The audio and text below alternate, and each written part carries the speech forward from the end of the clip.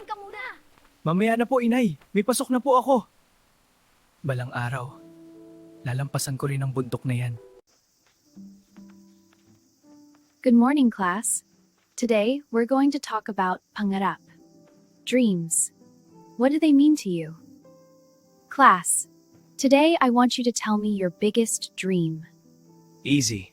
Business. Like my father. Mateo, Gusto ko pong maging inhinyero why? para po makagawa ng tulay at kalsada sa baryo namin. You think you can build bridges? You don't even have enough money for lunch. Hindi pera ang basehan ng pangarap. Good luck with that fantasy. Mateo, baka kailangan mo munang tumigil sa pag-aaral. Itay, pangarap ko po ito. Anak, mas kailangan ka namin sa ngayon. Hindi ko po ito bibitawan.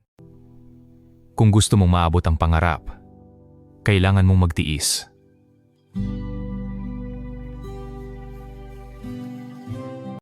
Good morning, class.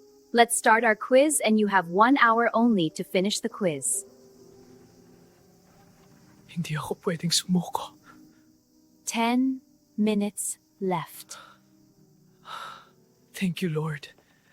Nasagutan ko po lahat. Pass the test paper.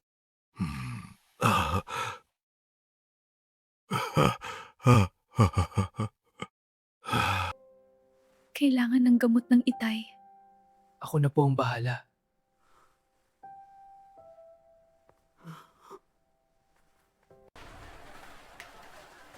Here you go. Payment for the last shipment. Salamat, Mateo. You're a good boy. Let me get your change. You're working too hard, Mateo. Wala po akong choice, ma'am. You do have a choice. Don't give up on your dream. Anak, pasensya na kung nahihirapan ka. Itay, para po sa inyo ito.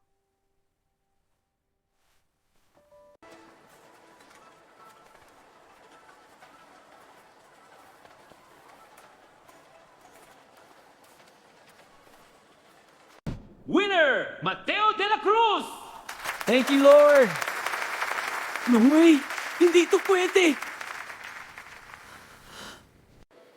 You did wonderfully. I'm so proud of you. Thank you, Miss Santos. I couldn't have done it without your help.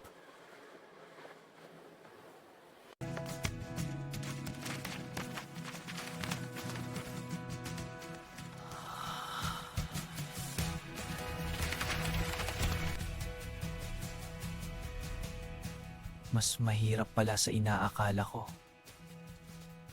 Pero hindi ako titigil.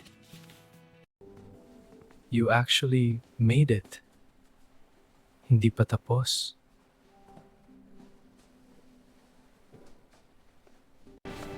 Engineer Mateo! Ready na po ang tulay!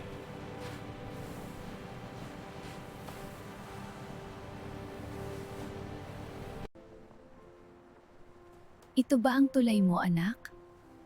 Opo, inay. Ang dating pangarap, naging totoo. Hindi ka sumuko. Hindi po dapat sumuko sa pangarap.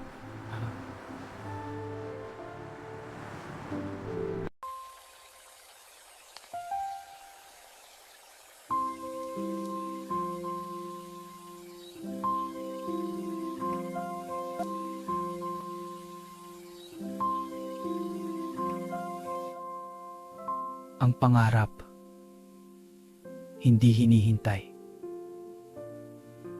Ito ay ginagawa.